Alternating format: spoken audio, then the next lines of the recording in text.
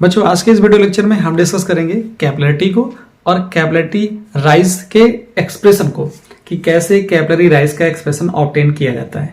तो पहले ये देख लेते हैं कि कैपिलरिटी की डेफिनेशन क्या होती है। तो देखो, कैपिलरिटी की डेफिनेशन बहुत आसान होती है, लेकिन उसके लिए आपको क्या करना पड़ेगा, एक ट्यूब लेना पड़ेगा और ऐसी ट्यूब लेनी पड़ेगी, ऐसी कैपिलरिटी मतलब जिसको हम आगे चल के कैपिलरिटी बोलेंगे, ऐसी ट्यूब लेंगे जिसका डायमीटर क्या हो, 6 मिलीमीटर हो या उससे कम हो। ऐसी ट्यूब लेंगे और उसको फिर वाटर में डिप करेंगे या ऐसे लिक्विड में डिप करें जिसमें या तो लिक्विड राइज कर जाए या डिप्रेस कर जाए। इसी फिनोमेना को हम लोग बोलते हैं कैपिलरिटी। तो कैपिलरिटी को डिफाइन कैसे करना है, if a narrow tube of diameter 6 millimetre और less than 6 millimetre is dipped into a liquid, then liquid rise or fall in a capillary tube, in a narrow tube, then this phenomena is called capillarity. Okay? अब इसके बहुत सारे examples होते हैं capillarity के। तो बहुत सारे एग्जांपल में आपने देखा होगा कि टॉवल का एक एंड आप वेसल में डाल दीजिए तो कुछ टाइम बाद पूरा टॉवल क्या हो जाता है, वेट हो जाता है। क्यों हो जाता है? क्योंकि टॉवल में बहुत सारी कैपिलरिटीज होती हैं। तो देखो यहाँ पे मैंने लिख दिया, सेकंड एग्जांपल ये है, ये सेकंड एग्जांपल है और यहाँ पर थर्ड एग्जांपल है और ये फर्स्ट एग्जांपल है। फर्स्ट एग्जांपल किसका लिखा हुआ है, केरोसिन ऑयल राइज कर जाता है किसमें, कॉटन विक में। क्यों? क्योंकि इसमें बहुत सारी कैपिलरिटीज होती हैं। फार्मर लोग क्या करते हैं, जैसे ही बारिश होती है उसके बाद वो अपने खेतों की जुताई कर देते हैं। क्यों कर देते हैं? जिससे कि जब पानी जाता है बारिश का तो बहुत सारी कैपिलरिटीज बन जाती हैं। ठीक है, उन कैपिलरिटीज को ब्रेक करने के लिए ही फार्मर क्या करते हैं, प्लगिंग कर देते हैं जिससे वो कैपिलरिटी ब्रेक हो जाए और अंदर की जो जमीन की जो नमी है वो सनलाइट की वजह से अंदर की नमी जाने ना पाए। अदरवाइज उनका क्या हो जाता है, वेपराइजेशन हो जाता है और वो सारी चीजें वेपराइज हो जाती है, अंदर की नमी क्या हो जाती और वहां की जमीन थोड़ी हार्ड हो जाती है। तो ये सारे एग्जाम्पल्स होते हैं और भी बहुत सारे डेली लाइफ के एग्जाम्पल्स होते हैं जिनको आप अपने बुक से देख लेंगे। तो कैपिलरिटी समझ में आ गया। कैपिलरिटी क्या है, phenomena of rising of liquid और falling in a capillary tube, जिसको हम लोग बोलते हैं कैपिलरिटी। अब मैं बात करने वाला हूं कि कैपिलरी राइज का क्या डेरिवेशन होता है। कैपिलरी राइज के डेरिवेशन को देखने के लिए कुछ इस तरह का अरेंजमेंट होता है। मैं पहले फिगर समझा देता हूं और उसकी मीनिंग समझा देता हूं कि कैसे कैपिलरी राइज का एक्शन होता है, फिर आप सारी चीजें अपने आप समझ जाएंगे। कंसिडरेशन हम लेंगे और आपको इजी वे में लिखना भी बता देंगे। देखो, सबसे पहले क्या करना है, एक कैपिलरी ट्यूब लेनी है और वो कैपिलरी ट्यूब की जो रेडियस होगी वो स्मॉल आर लेना है। क्या लेना है, स्मॉल आर लेना है। फिर कैपिलरी ट्यूब को डिप कर देना है वाटर में। जैसे ही वाटर में डिप करोगे तो देखोगे आप इस कैपिलरी ट्यूब में एच हाइट तक तो वाटर अपने आप राइज कर जाता है। कहां तक, इस हाइट तक। इस हाइट तक तो वाटर अपने आप राइज कर गया। कहां तक, यहां तक। यहां तक वाटर अपने आप राइज कर रहा है। जब वाटर इस हाइट तक अपने आप राइज कर जाता है तो क्या हुआ, देखो इस हाइट तक वाटर अपने आप राइज किया है। कहां तक, इस हाइट तक। तो बोला गया कि जो ये हाइट थी इसको मैंने बोल दिया कितना, एच हाइट है। ये कितनी हाइट है, एच हाइट तक वाटर अपने आप राइज कर गया जैसे ही कैपिलरी को आपने डिप किया। लेकिन सरफेस टेंशन की प्रॉपर्टी की वजह से क्या होगा कि यहां पर लिक्विड इसके साइड में भी यहां पहुंच जाएगा, लेकिन कितने हाइट तक पहुंचेगा आपको वो पूरा वॉल्यूम निकालना है। एक तो एच हाइट तक पहुंच रहा है, राइज कर गया है, और बाकी का इस पोर्शन में भी लिक्विड राइज कर जाता है। क्यों कर जाता है, due to the surface tension. क्योंकि सरफेस टेंशन कहां लगता है, अपवर्ड डायरेक्शन में लगता है। इस कैपिलरी ट्यूब में जो सरफेस टेंशन की वजह से कैसे लगता है फिर उसकी बात करते हैं। सरफेस टेंशन की वजह से लिक्विड क्या करता है, राइज करता है। कब तक राइज करेगा, तब तक राइज करेगा जब तक अपवर्ड फोर्स की वैल्यू, अपवर्ड फोर्स की जो यहां पर इस मिनिस्कस पे लगेगा। क्योंकि वाटर का क्या होता है, जो भी लिक्विड सॉलिड को या कैपिलरी ट्यूब को वेट करते हैं, सॉलिड को या फिर कैपिलरी ट्यूब को वेट करते हैं, उनका जो मिनिस्कस होता है वो बनता है कॉनकेव मिनिस्कस। कॉनकेव मिनिस्कस में क्या होता है कि जो फोर्स लग रहा है वो कहां लग रहा है, अपवर्ड डायरेक्शन में लग रहा है। तो अभी यहां निकाल के दिखाएंगे आपको कि कैसे टोटल फोर्स जो अपवर्ड डायरेक्शन में आ रहा है वो कितना आ रहा है, 2 pi R into T cos theta. इस फोर्स की वजह से लिक्विड कैपिलरी ट्यूब में राइज करता है और तब तक राइज करता है जब तक उस लिक्विड का वेट जो कैपिलरी ट्यूब में राइज कर रहा है वो बैलेंस ना हो जाए अपवर्ड फोर्स से। ये सिचुएशन तब तक होती है, और जैसे ही सिचुएशन ये बैलेंस हो जाएगी, लिक्विड का कैपिलरी ट्यूब में राइज होना स्टॉप हो जाएगा। उस कंडीशन पे हम क्या निकालेंगे, weight of liquid raise in a capillary tube is just equal to the total force acting on circular meniscus due to the surface tension. हम बैलेंस कर देंगे, मुझे एक रिजल्ट मिल जाएगा। अभी आपको यह समझ में आया कि मैंने कहा कि एक कैपिलरी ले लीजिए जिसकी रेडियस क्या होगी, स्मॉल आर होगी। तो कंसिडर कर लेता हूं मैं।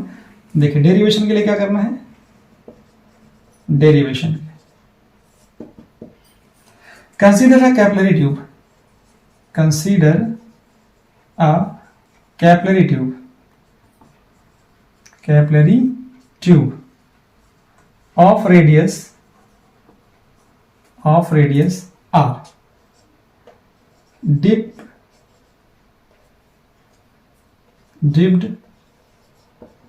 into a liquid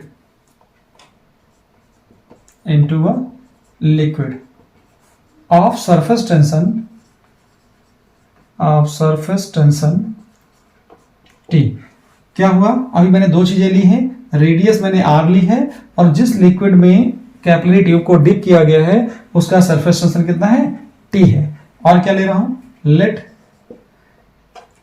liquid rise in a capillary tube, liquid rise in a capillary tube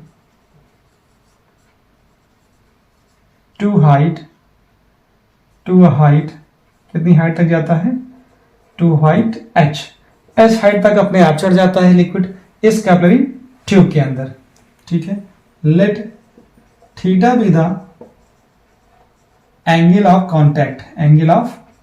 contact, यहां पे थीटा क्या है, एंगल ऑफ कांटेक्ट है। जरा एंगल ऑफ कांटेक्ट के बारे में जरा देखिए, जहां पर लिक्विड का मेनिस्कस बन रहा है, जहां पे लिक्विड का सरफेस है, उस जगह पे एक टेंजेंट ड्रा करिए इनसाइड द, देखिए इस इनसाइड द लिक्विड।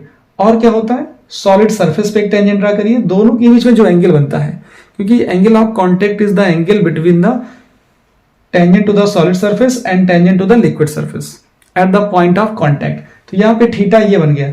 अब जरा देखिए, तो इसका मतलब है कि इन दोनों के बीच में एंगल ये आ गया। अब सरफेस टेंशन कहां काम कर रहा है, सरफेस टेंशन इस टेंजेंट की लाइन में काम कर रहा है। तो मैंने इसको टी बोल दिया, इस टी को रिजॉल्व कर दिया दो कंपोनेंट में। एक कंपोनेंट क्या होगा, अगर ये थीटा है तो ये भी थीटा होगा, इस तरफ होगा टी कॉस थीटा और इस तरफ होगा टी साइन थीटा। ऐसे ही इस पोर्शन में भी करेंगे, ऐसे ही टेंजेंट ड्रा करेंगे इस मेनिस्कस के ऊपर। ठीक है, ये सर्कुलर मेनिस्कस ऐसा बनेगा कॉनकेव टाइप का। देखो इसको ऐसे आप देखिए, जैसे आपके पास ये है कप, अब इस कप में इसका ऊपरी सिरा ऐसा है, तो ऊपरी सिरे में क्या हो रहा है, मैं कह रहा हूं कि साइड बाय साइड क्या बन रहा है। देखो ये थीटा है तो ये भी थीटा होगा, तो यहां आ गया, ऊपर आएगा कंपोनेंट टी कॉस थीटा, इस साइड में आएगा टी साइन थीटा। तो साइड बाय साइड क्या होगा, अगर मैं ऐसा मार्कर रखूं इसके ऊपर, तो देखो इस मार्कर के साइड में जहां पे ये ब्लैक है, ठीक है, अब देखो इधर भी इस साइड में भी साइन थीटा है, इस साइड में भी साइन थीटा है। केवल ऊपर क्या लग रहा है, ऊपर के साइड में क्या लगेगा, ये ऊपर के साइड में क्या लगने वाला है, कॉस थीटा। तो ये तो हर इस सरकमफ्रेंस के हर पॉइंट पे लगेगा। तो जैसा मैंने फिगर देखो दिखाया है, सरकमफ्रेंस कुछ ऐसा होगा, इस सरकमफ्रेंस के हर पॉइंट पे टी कॉस थीटा लगेगा और आउटवर्ड डायरेक्शन में हर पॉइंट पर क्या लगेगा, टी साइन थीटा लगेगा।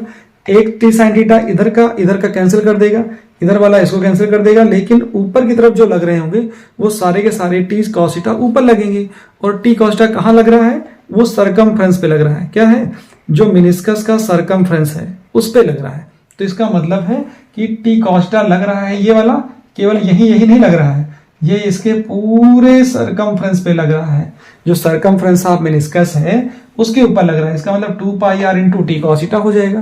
तो जो टोटल फोर्स लगेगा अपवर्ड डायरेक्शन में circumference of meniscus due to the surface tension, वो कितना होने वाला है उसको लिखा जाएगा। तो उससे पहले क्या करें, सरफेस टेंशन टी को रिजॉल्व कर दो दो कंपोनेंट में। तो यहां लिख देता हूं मैं सरफेस टेंशन टी,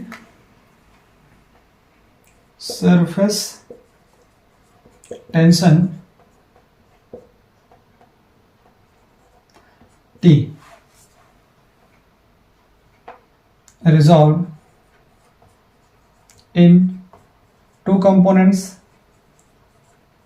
कौन कौन से होंगे?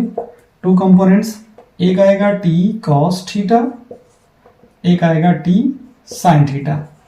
तो देखो क्या हो रहा है, T sine theta cancel two each other. Component जो टी साइन थीटा है इसका लिक्विड कैपिलरी राइज में जो लिक्विड राइज कर रहा है उसमें कोई रोल नहीं है, मतलब there is no role of component T sine theta in rising the liquid in a capillary tube. यहां लिख दिया जाएगा इस कंपोनेंट का, मैं लिखूंगा नहीं, आपको बोल रहा हूं कि component T sine theta play no role in rising of liquid in a capillary tube. मैं सिर्फ इतना लिखूंगा, component T sine theta, component T sine theta act vertically outward direction, act vertically, sorry ये एक्ट करेगा outward direction में, act outward direction, outward direction, direction and cancel the effect of, cancel the effect of each other. और ये एक दूसरे के effect को cancel भी कर देता है, ठीक है। इसका कोई रोल नहीं है, no role of this component, no role of component T sine theta in rising of liquid in capillary tube, capillary tube. Liquid rise in a capillary tube due to the only component T cos theta. Liquid rise in a capillary tube only the component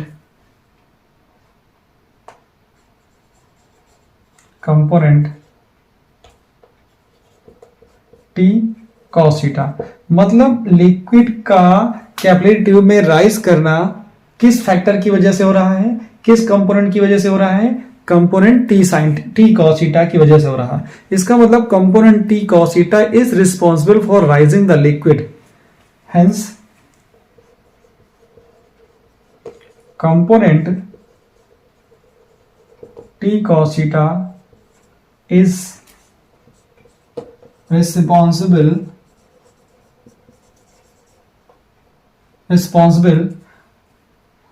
component T cos theta is responsible to rise the liquid, to rise the liquid in capillary tube. तो ये factor important, यहां से ये line important हो जाती है कि जो ये कंपोनेंट है वही रिस्पॉन्सिबल है लिक्विड को कैपिलरी ट्यूब में राइज करने के लिए। तो ये देखना है कि कितना अपवर्ड फोर्स है जो लिक्विड को राइज करा रहा है इस कैपिलरी ट्यूब में। तो net upward force acting on circular meniscus, मैं लिख रहा हूं net upward force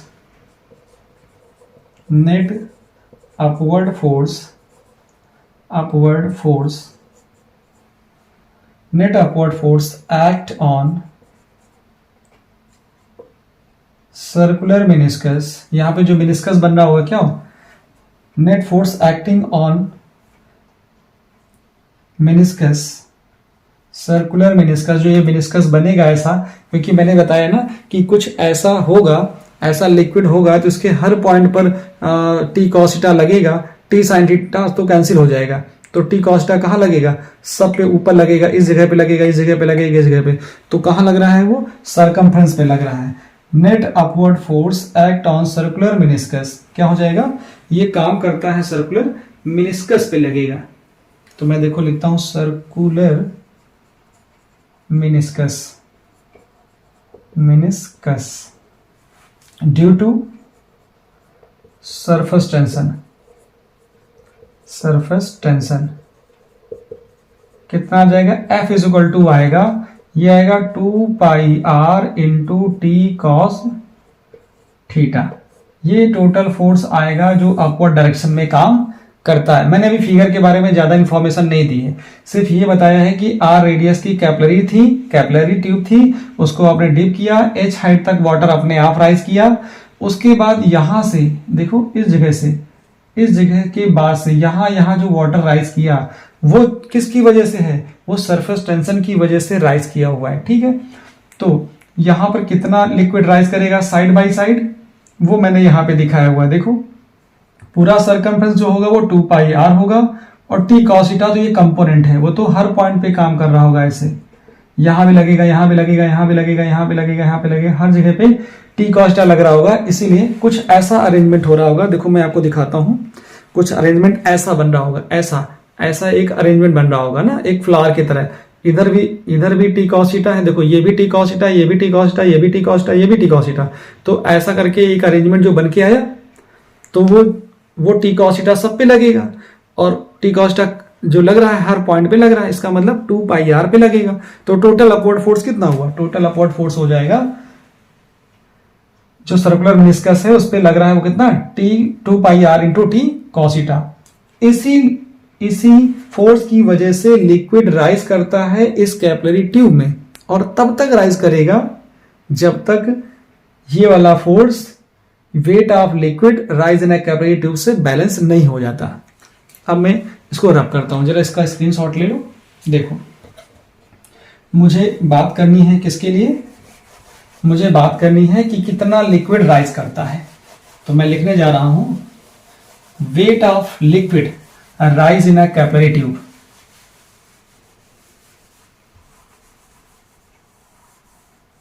weight of liquid rise in a capillary tube.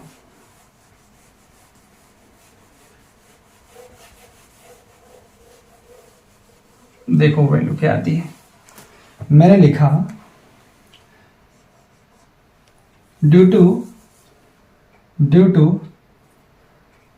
Upward force, due to upward force क्या हो रहा है, लिक्विड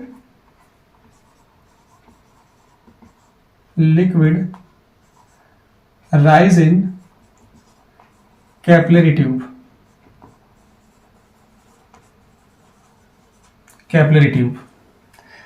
तो ये तो पहले राइज करता है ना कैपिलरी ट्यूब। अब क्या होगा, एट अ सर्टेन टाइम, कुछ टाइम बाद ऐसी सिचुएशन आएगी, क्या होगा कि लिक्विड का कैपिलरी ट्यूब में राइज होना स्टॉप हो जाएगा। इसका मतलब क्या होगा, due to upward force liquid rise in a capillary tube, rise in a liquid capillary tube stop, कब हो जाएगा, rising of liquid in a capillary tube stops कब होगा, when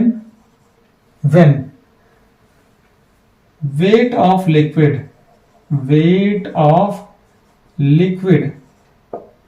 raised in capillary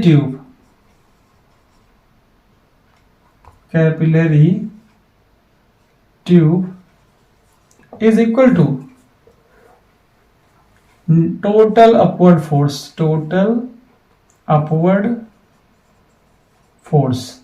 जब टोटल अपवर्ड फोर्स के equal हो जाएगा, जैसे ही टोटल अपवर्ड फोर्स बैलेंस हो जाएगा weight of liquid raise in a capillary tube से, वैसे ही लिक्विड का राइज होना स्टॉप हो जाएगा। लेकिन तब तक लिक्विड इस कैपिलरी ट्यूब में राइज करता जाएगा जब तक वो अपवर्ड फोर्स से बैलेंस नहीं हो जाता। तो जरा यहां निकालिए weight of liquid raise in a capillary tube कितना होगा, ये तो आपको पता चल गया है। तो देखो वेट कैसे निकालते हैं, वेट की वैल्यू क्या होती है, वेट होता है mg, और इधर कितना है total upward force 2 pi R into T cos theta, ये आपको पहले से पता है। एम का मतलब होता है मास, मास इक्वल टू होता है वॉल्यूम इंटू डेंसिटी, इसको क्या लिखोगे वॉल्यूम इंटू डेंसिटी। तो यहां से ये आ गया, यहाँ जी रहेगा तो आएगा 2 pi R into T cos theta. चलिए वॉल्यूम कितना होगा, वॉल्यूम पहले इसका निकालिए, किसका एच हाइट का, तो ये आ जाएगा कितना, तो मैं रो जी बाहर कर देता हूँ v और अंदर लिखता हूँ रो जी, इसको लिखूंगा 2 pi R T cos theta. v का मतलब होता है पहले इसका वॉल्यूम, इसका वॉल्यूम कितना आएगा, देखो इसका आएगा पाई आर स्क्वायर एच आएगा, ठीक है, इसका वॉल्यूम हो गया। अब मुझे इस साइड बाई साइड का वॉल्यूम चाहिए था, साइड साइड का कितना वॉल्यूम होगा, तो इसके लिए पहले जो आर हाइट का जो ये एक सिलेंडर बन रहा है, पहले इसका वॉल्यूम निकालिए। मैं फिर बता रहा हूं कंफ्यूजन यहीं पर है। एच हाइट का वॉल्यूम आपने निकाल लिया, अब आप निकालिए आर हाइट, आर हाइट के सिलेंडर का वॉल्यूम कितना हो जाएगा, ये हो जाएगा, देखिए ये वैल्यू जो आई है इस वैल्यू के साथ ही है, कितना है यहाँ पे जरा देखो, मैं लिख रहा हूं पाई आर, देखिए पाई आर स्क्वायर, एच की जगह पे भी आर ही है, ठीक है। फिर क्या आ गया, इसमें से इस ये जो सेमी यहाँ पे दिखा ना, जो ये हेमी स्फीयर है, पूरा एक स्फीयर आएगा, उसको लेस कर दीजिए, कितना आएगा जाके, यहाँ आएगा कितना 2 by three pi R square. देखिए पूरा स्फीयर होता लेकिन आपको आधा लेना है, आप पूरे सिलेंडर से इसका आप वॉल्यूम जो भी आए उसको हटा दीजिए, तो ये हेमी स्फीयर आ गया था, ये यहां से आया। फिर मैं क्या कर रहा हूं, ये पूरा वॉल्यूम की जगह पे है, यहाँ पे है rho G equal to 2 pi R into T cos theta. थोड़ा टेक्निकल है, मैं फिर कह रहा हूं यहाँ पे देखो, पहले क्या करना है, पहले इस हाइट का वॉल्यूम निकालो, फिर आर हाइट के सिलेंडर का वॉल्यूम निकालो, उसमें से इस हेमी स्फीयर का हटा दीजिए वॉल्यूम, तो ये आ जाएगा। देखो पूरा स्फीयर था, उसको हेमी स्फीयर कर दीजिए, यहाँ पे 2/3, ऐसे ही तो स्फीयर का 4/3 होता है, तो 2/3 कर दीजिए, हाफ का जस्ट।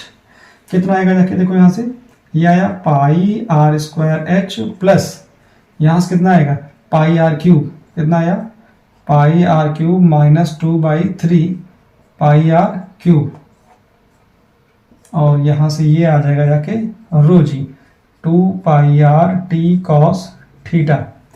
कितना आ गया देखो, पाई आर क्यूब कॉमन कर लेंगे तो यहां से आएगा 1 माइनस 2/3, तो 1 माइनस 2/3 इसका आ जाएगा 1/3, तो ये आ जाएगा पाई आर स्क्वायर एच प्लस यहाँ से आ जाएगा 1/3 पाई आर क्यूब, और ये हो जाएगा रो जी, यहाँ से आ गया 2 pi R T cos theta.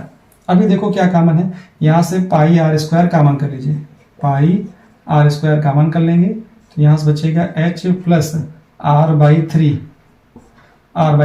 यहाँ आएगा रो जी, यहाँ से आएगा 2 pi R into T cos theta, तो यहाँ से पाई कैंसिल, आर से आर कैंसिल, यहाँ बचेगा कितना r, यहाँ से आएगा h plus r/3 rho G is equal to यहाँ से आया कितना 2 टी कॉस थीटा आ जाएगा। अब यहाँ पे एक एजम्पशन आपको लेना है, क्या लेना है, एजम्पशन लेना है। एजम्पशन क्या होगा कि यहाँ जो r/3 है वो h से बहुत छोटा है, बहुत छोटा है तो छोड़ देंगे, यहाँ लिखा जाएगा since r/3 is less than h। इसका मतलब क्या हो जाएगा, यहां से आ जाएगा आर एच रो जी, क्या आ जाएगा आर एच रो जी, ये आ जाएगा 2 टी कॉस थीटा आ जाएगा। तो यहां से ये रिजल्ट मिल जाता है, यहां से ये रिजल्ट इस तरह से आपको मिलेगा, क्या h इज इक्वल टू आएगा 2 T cos theta upon R rho G. ये है कैपिलरी राइज का डेरिवेशन। कैपिलरी राइज का डेरिवेशन क्या होता है, ये होता है h equal to 2 T cos theta upon R rho G. यहां से कुछ कंसेप्ट बनाए जाते हैं, क्या बनाए जाते हैं, अगर थीटा की वैल्यू क्या हो, थीटा की वैल्यू हो लेस देन 90, लेस देन 90 का मतलब होता है कि लेस देन 90 का मतलब होता है कि वो लिक्विड कैपिलरी ट्यूब को वेट करेगा। अगर लिक्विड कैपिलरी ट्यूब को वेट कर रहा है डेफिनेटली वो कैपिलरी ट्यूब में राइज करेगा। क्लियर है। अगर थीटा की वैल्यू क्या हो, ऑप्टिक्स एंगल हो, कितनी हो, 90 से ज्यादा हो। अगर ये 90 से ज्यादा हो गई तो फिर वो लिक्विड कभी भी कैपिलरी ट्यूब को क्या करेगा, वेट नहीं करेगा। वेट नहीं करेगा तो कैपिलरी ट्यूब में क्या हो जाएगा, डिप्रेस हो जाएगा। यहां तक आ जाती बात आपको समझ में। एक चीज और समझ लीजिए, यहीं से क्या होता है, अगर मैं ऐसा बोल दूं टी थीटा रो, देखिए आर टी थीटा क्या हो, कांस्टेंट हो। मैं आपको कहीं लिख देता हूं नोट में, यहां से, ठीक है, लिखता हूं नोट में। इफ क्या हो, इफ आर टी थीटा और क्या हो जाए, रो, ये सारी चीजें क्या हो जाए, सॉरी, यहां से हो जाएगा टी थीटा और रो जी, रो और जी क्या हो जाए, कांस्टेंट हो जाए। ये क्या हो जाए, आर कांस्टेंट। अगर ये कांस्टेंट हो गए तब क्या आएगा, तब यहां से ले सकता हूं मैं H inversely proportional to R. मतलब ये हो जाता है कि लिक्विड ज्यादा हाइट तक राइज करेगा अगर उसकी रेडियस क्या होगी, स्मॉलर होगी। इसका मतलब हो गया स्मॉलर रेडियस में ग्रेटर हाइट तक लिक्विड राइज करता है, और वाइडर जो ट्यूब होती है उसमें लेसर हाइट तक लिक्विड राइज करता है। यहां से ये कंसेप्ट आ जाता है जिसको हम लोग जूरिन लॉ बोलते हैं। क्या बोलते हैं, H R equal to constant हो जाता है। क्या हो जाता है, H R equal to constant हो जाता है। अगर ये चीजें कांस्टेंट मान ली जाए तब क्या, टी थीटा रो जी ये कांस्टेंट होंगे तो जूरिन लॉ जो होता है H R equal to constant, यहां से यही स्टेटमेंट दिया जाता है कि ग्रेटर हाइट तक लिक्विड राइज करेगा अगर वो नैरो होगा, उसकी रेडियस कम होगी। अगर किसी ट्यूब की रेडियस ज्यादा है तो उसमें लेसर हाइट तक लिक्विड राइज करता है। तो मैंने आपको बोला था कि इस डेरिवेशन में कुछ नहीं करना है, सिर्फ आपको दो चीजें पकड़ के चलनी है। एक तो ये कि total upward force capillary tube पर कितना लग रहा है due to the surface tension, वो निकाल लीजिए, ये आ जाएगा। फिर आपको निकालना है कि इस फोर्स की वजह से लिक्विड कैपिलरी ट्यूब में कब तक राइज करेगा, जब तक वो weight of the liquid raise in a capillary tube से बैलेंस नहीं हो जाता। इसका मतलब बैलेंस कंडीशन पे क्या होगा कि ये चीज weight of liquid raise in a capillary tube is just equal to the total force acting on circular meniscus. ये जो सर्कुलर मेनिस्कस है, total force acting on circular meniscus in upward direction से बैलेंस ना हो जाए। फिर मैंने value निकालना आपको बता दिया, कैसे आया वो सिखा दिया। यहां तक इसका फाइनल रिजल्ट था। इसको स्क्रीन को पॉज करके नोट डाउन